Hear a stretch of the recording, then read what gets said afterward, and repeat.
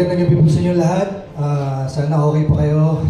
Maraming salamat po sa lahat ng editors, sa edits, maraming salamat.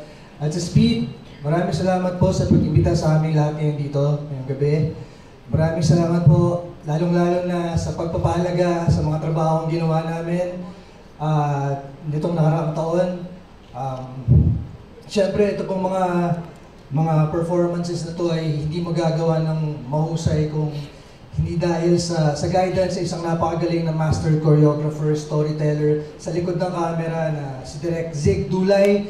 Naalay ko po sa kanya at sa lahat ng mga tao na tulong-tulong upang pagandahin ang proyektong to na karamihan sa kanila mas mahirap pa kaysa sa mga ginagawa namin trabaho. Kaya maraming salamat po.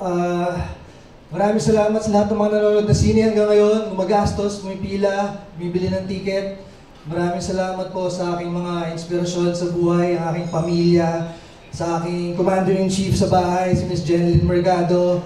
Maraming salamat sa aming management, sa aming mga managers, sa Aguila Entertainment, Katrina Aguila, John Enriquez, at Ms. Becky Aguila. Maraming salamat po.